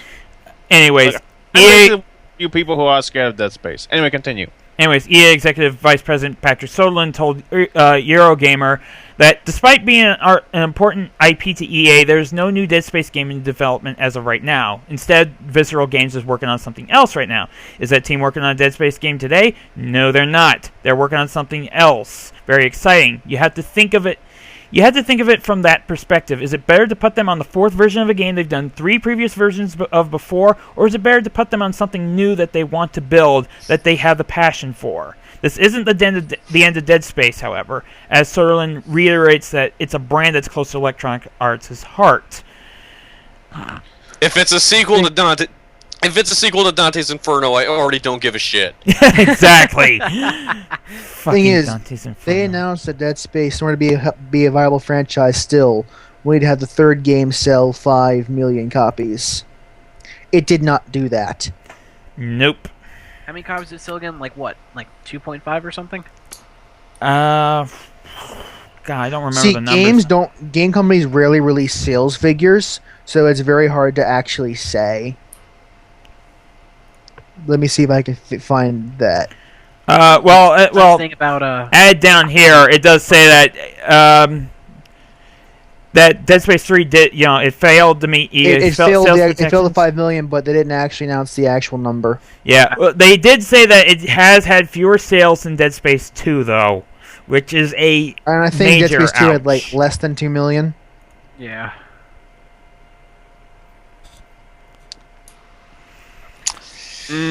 So, well, I mean, granted, it is nice to, just, let the reins off and say, okay, you guys want to do something that you guys want to do? Go right ahead. Yeah, I mean, I'm glad that, the people behind that studio, they get to keep their jobs. That's what's good. Are you noticing the theme of games costing way too much and not justifying their budgets? Have any of you guys noticed that theme? Because I have. This is the same industry where Resident Evil 6 can sell 6 million brand new spanking copies and still not make a profit. I know, right? since roughly $30 goes right to the publisher when a game is sold, when a new game is sold, 30 times 6 million, that's about 180 million dollars right there. Yeah, that to me, I mean, again, Seth, guy with a business degree, I mean, isn't that a sign of you fucked up in your bookkeeping and your business? Big time. So Seth, is it normal for people to have $180 million gross and not profit? Yes. I mean, look at several movies in the movie industry. I mean, people can alone name off several different movie, ideas that were supposed to have big grandscaping trilogies that just were shot dead in the water. I mean, the biggest example of recent years has been John Carter of Mars. Oh, that's failure. And even though they made their money back just barely, there is no hope for that film whatsoever. They made their money back. Anybody else remember Mars Needs Moms? Oh, God. Like, shit. Burn it! Burn it with a fucking... No. Screw burning it. Blow it the fuck up. Don't. Mars Needs Moms? What's that? Just don't. Don't. It was a CGI movie that had a lot of money thrown at it. Like a lot of fucking money. And it bombed horribly. Is it like Honey, I Shrunk the Kids? No. It literally, the plot is Martians come to Earth, kidnap mothers, and a kid tries to get his mom back. It was basically... It was essentially the same filmmakers that were behind the Polar Express. Because it was that level of CGI, which was one of the reasons why it cost so much to make. And Polar Express... Oh my god, you serious? Yeah. This is the Polar Express. The only difference is Polar Express is actually a good movie and well written, unlike Mars Needs Moms. It was... Yeah. Oh god. But again, it just goes back to, this was something that had one of the few Tom Hanks movies doesn't have a scene with him peeing in it. Oh god. You know what? Actually, I might have seen a webcomic based on that, and it had Duke Nukem in it. Wouldn't surprise me.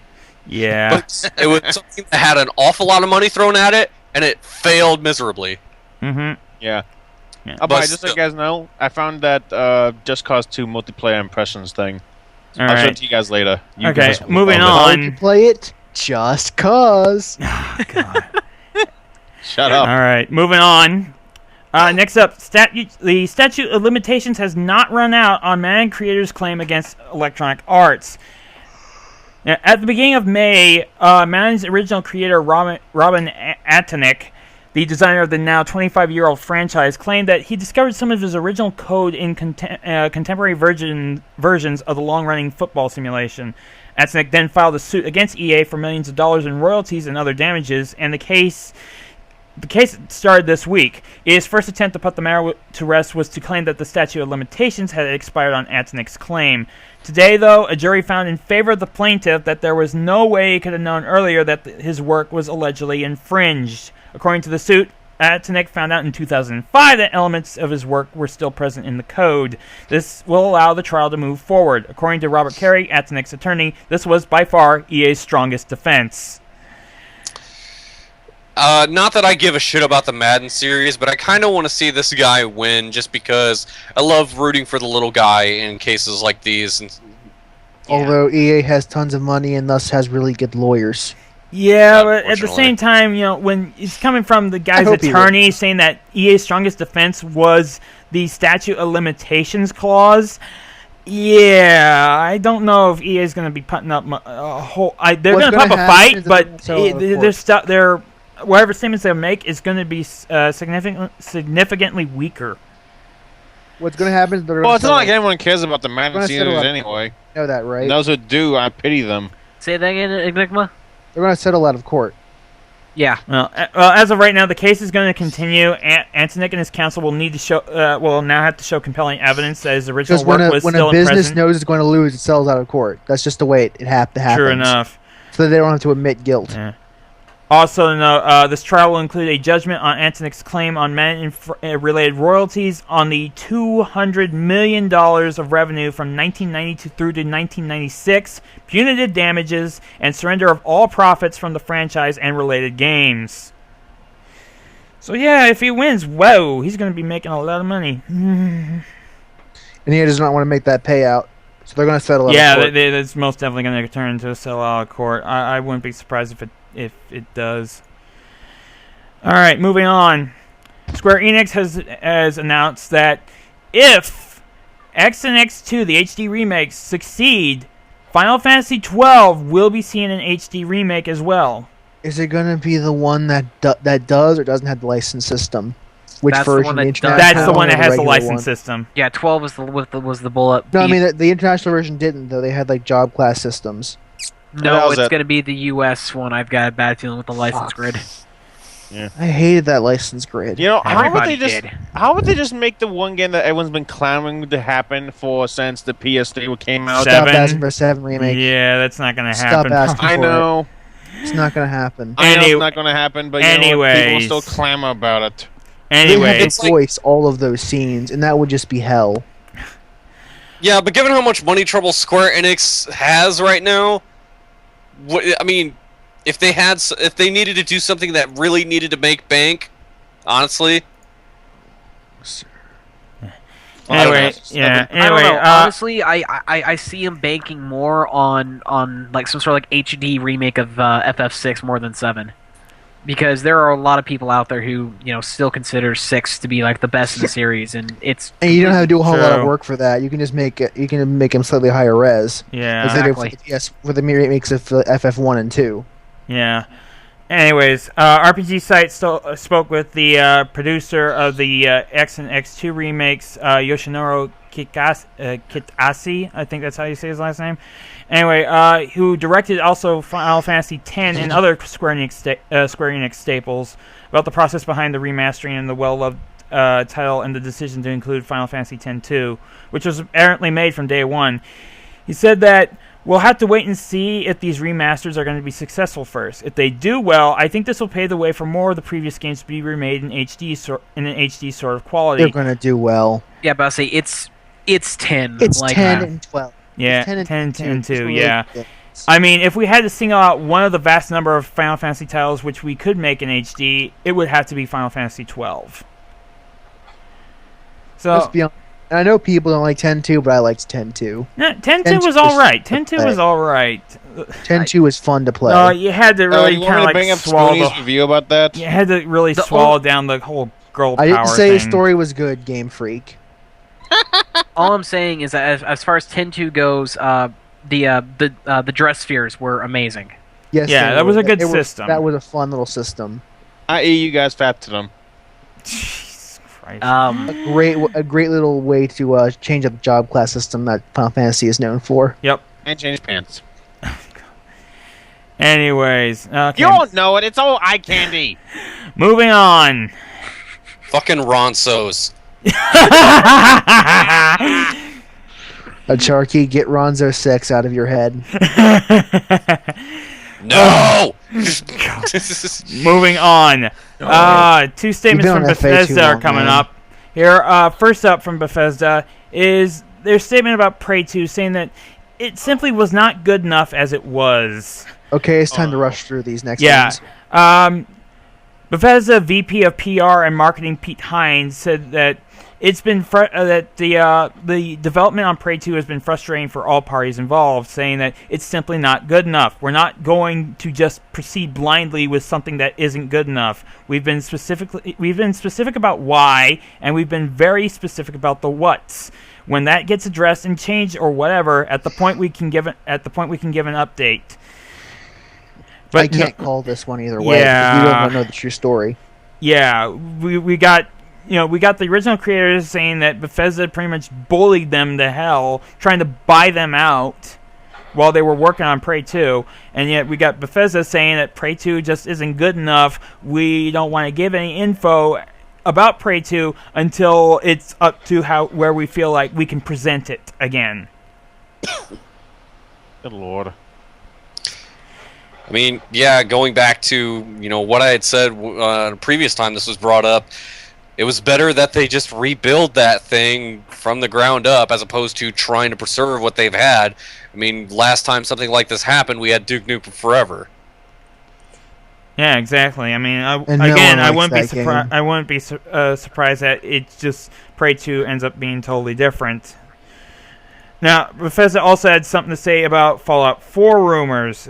Those that don't know, there was a rumor going around that Bethesda showed off Fallout 4 behind closed doors. Now, Bethesda has come out and said that behind closed doors, they only showed 3 games at E3, and those were Wolfenstein: The New Order, The Elder Scrolls Online, and The Evil Within. We did not show any other games than those behind closed doors. Rumor information about Fallout 4.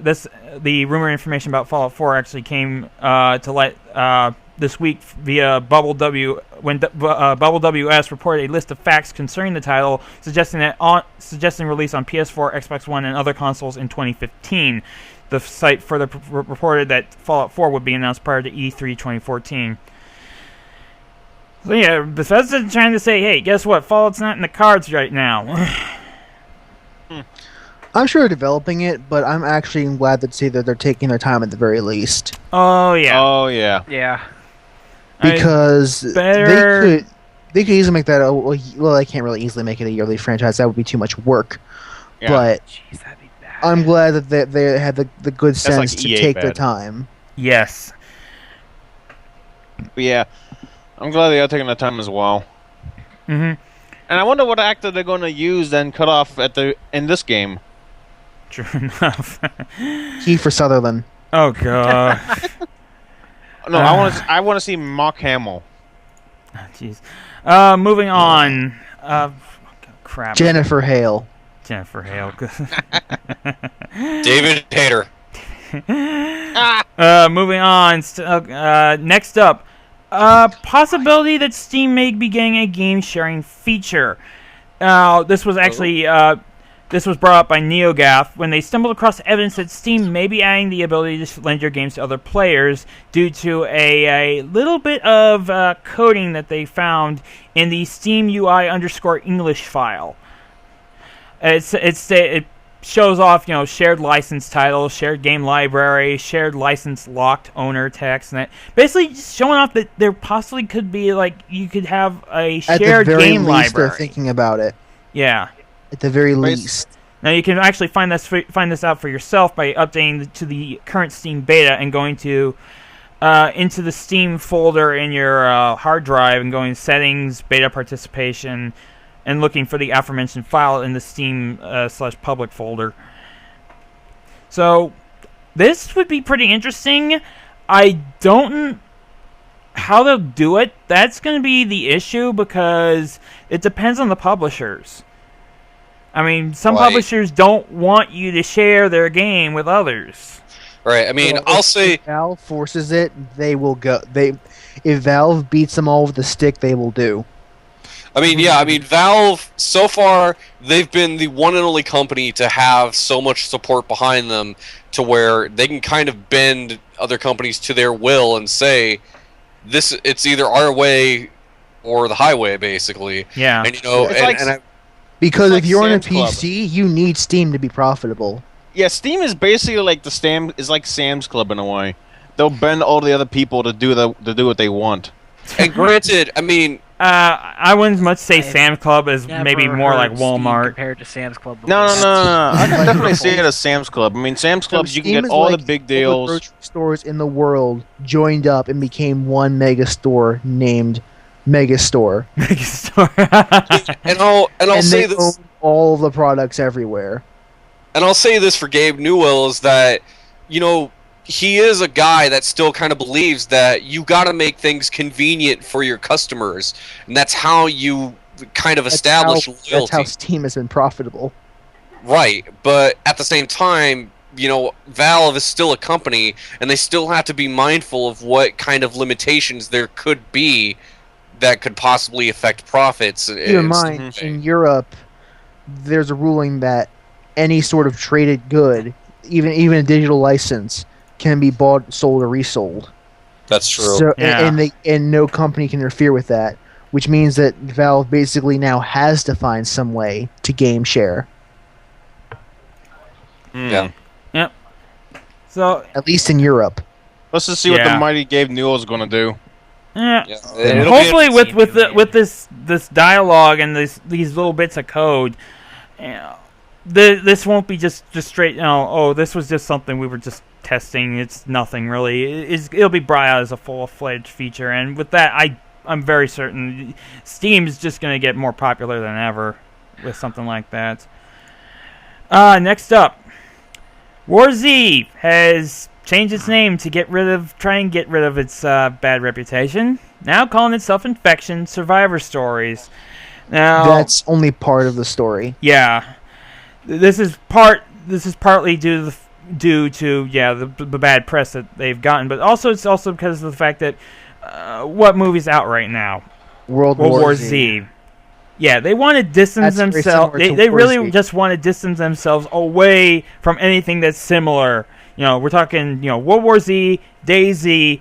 I believe whatever. World War Z actually filed copyright infringement against them. Sued Yeah, against them. yeah, they did. I Wouldn't be believe that did surprised. happen. Yeah. To their explanation on Facebook, developers Hammerpoint said that effective today, the War Z has changed its name to Infestation Survivor Stories. This change has come about primarily as a result of some confusion and trademark issues with a similarly titled property. While we were reluctant to rename the game so long after launch, especially with nearly 1 million registered players, I call bullshit on that. It was ultimately decided to be in the best interest of our existing community as well as future players in order to eliminate confusion. Please rest assured that this will in no way affect you as players. The only difference you will see is the change in logo and website. I'm Yeah, sure give her- Reputation made the decision to change the name a lot easier than it would have been for other people in the same position. Yeah, but at the same point, I don't think it's going to wipe any bad press these guys have gone off, and Well- especially the infamous stealing the terms of service from League of Legends' terms of service for their terms of service. You hear that? That was just hilarious. You No, hear that was that? That's the friggin' Hammer Studios stupid. bullshit train. It's just, oh my god. Not to mention the game is just totally fucking broken. I mean, God. Did you see Total Biscuits video on it? Yes, and... No, give it. I mean, and not just backpack. not just the game, but how shitty they were to customers that wanted to do something like, oh, I don't know, bring a legitimate complaint to them. They were really crummy about it. yeah, they were very rude. And, so yeah, all the bad press, they rightfully deserve that bullshit. And I don't feel any sympathy about him. And all that crap that he just said, I would take any of that with a grain of salt. Yep. Moving on. Next up, good news for PC owners that are planning on getting Witcher 3. CD Projekt has confirmed that all DLC for Witcher 3 Wild Hunt will be free. Now, however, CD Projekt has stated that they do want to have DLC. They do want Witcher 3 DLC to be free on consoles as well, but that's depending if they're allowed, and I doubt they'll be allowed on Microsoft. No, with Microsoft wants to make them money. Microsoft especially, I mean, they kind of make it policy that if any of your DLC adds achievements, you have to charge for that. They don't want, anybody getting Wait, achievements. seriously? Yeah, and that was one of the big reasons why Valve did not update anything for Team Fortress 2. Because Valve wanted to do all these updates and add all these new specific things, and they wanted to give it away for free as well. But part of the stipulation was they wanted to add achievements into the game, and Microsoft said, no, if you're adding achievements, you have to have a price tag on that. Seriously? Oh my Sucks. God. It's That's true. the stupidest thing I've ever heard in my life. They actually have to charge you for achievements? I Yeah. don't give a shit about achievements, man. It's not to say that you can't do free content, but if that content has achievements associated with it, then by Microsoft's policy, you have to have a price tag on that. So all of those updates where they add these special achievements to unlock special weapons for a specific class and all, they would have to charge that for TF2? Yeah, and Valve didn't want to do that, which is why those updates only came to the PC version of Team Fortress 2. Yeah, and when I abandoned the Xbox 360 version of Team Fortress 2 immediately. Yeah, rightfully so. Yeah. Also, no. When in a discussion with the studio head Marcin Iwinski with Rock Paper Shotgun, he said that with DRM, said that they really are anti-DRM, but at the same time, there are people who are fine with some DRM, such as freaking Xbox One's former DRM situation. They'll buy the console and they just want to play. Why should we not give them this option? That is our approach. But at the same time, we don't know what the final policies are. Things might be changing. There's a lot of heat. There's a lot of heat right now. From our perspective, we'll always choose the most gamer-friendly solution. And on the platform we have control, which is PC, we'll release on GOG day one and DRM free. Props. Yes, big props. Yeah. Definitely looking forward more for Witcher 3 than I was before now. Oh. Well, the CD Projekt has always been known for their anti-DRM bent. Well, yeah, That's- but just that's to the know thing. that all the with this, no DRM, but also the DLC will be completely free for the PC version at the very least. Yeah. Definitely more excited about Witcher And 3 that's now. also something they've been known for, is to keep things as free as possible for their consumers. They're very, very pro-consumer at the over Yeah, that they it's come. free for Yep. PC versions. You have thing that can run the game. All right, last little bits of news here. First off, good news for those that don't want to get Xbox One or PlayStation 4. Thief will be coming to the Xbox 360 and PlayStation 3 for a simultaneous release on all platforms. Eidos Montreal announced the news on the 20th of June, saying that there will be Xbox 360 and PlayStation 3 versions along with the previously announced PC, PlayStation 4, and Xbox One releases. Rather than being offloaded to a different studio, though, the current generation versions are being worked on by the same team at Eidos Montreal. The core gameplay won't change, according to senior producer Stéphane Roy, though visual fidelity will, of course, take a hit. So, yeah. Very So one less reason to buy a next-gen console. Yes, and also good news in the fact that the ones for the Xbox 360 and the PlayStation 3 won't be friggin' ports. They are being done by the same team.